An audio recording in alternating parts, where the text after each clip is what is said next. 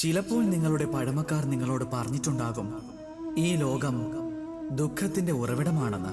പിന്നെ ഈശ്വരനോടുള്ള ഭക്തിയാണ് ആ ദുഃഖത്തിൽ നിന്നും ദൂരേക്ക് പോകേണ്ട മാർഗമെന്നും. എന്നാൽ ചിന്തിക്കൂ, അഥവാ ഈ പ്രപഞ്ചം ദുഃഖത്തിന്റെ സാഗരമാണെങ്കിൽ വിധി എന്തിനാണ് നിങ്ങളെ ഇവിടെ ജനിപ്പിക്കുന്നത്? ഈശ്വരൻ ഇവിടേക്ക് അവതാരമെടുക്കുന്നത് എന്തിനാണ്? എപ്പോൾ പ്രശ്നങ്ങൾ നമുക്ക് പരിഹരിക്കാൻ കഴിയാതെ വരുന്നുവോ, അപ്പോൾ നമ്മൾ കുറ്റം ചുമത്തും പ്രപഞ്ചത്തിനുമേൽ, ഇവിടെയുള്ള ആളുകളുടെ മേൽ. ഒരു പക്ഷേ ഇവിടെ ജനിക്കണ്ട എന്ന് പോലും ചിന്തിക്കുകയും ചെയ്യും.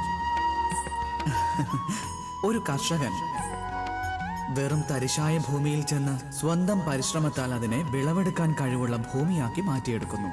ഒരു തുന്നൽക്കാരൻ തന്റെ കയ്യിലെത്തുന്ന സാധാരണ വസ്ത്രത്തെ പോലും സ്വന്തം പരിശ്രമത്താൽ മനോഹരമായ വസ്ത്രമാക്കി മാറ്റിയെടുക്കുന്നതാണ്.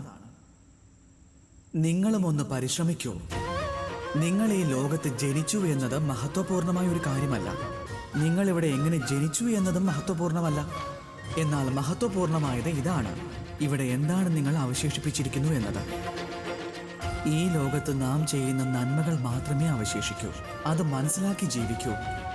ആർക്കെങ്കിലും നരകതുല്യമായിരുന്ന ഒന്നിനെ നിങ്ങൾ അയാൾക്ക് സ്വർഗതുല്യമാക്കിയിട്ടാണ് പോകുന്നതെങ്കിൽ, എങ്കിൽ നിങ്ങളുടെ ജീവനും നിങ്ങളുടെ പ്രപഞ്ചവും ഇത് രണ്ടും ധന്യമായി തീരുന്നു.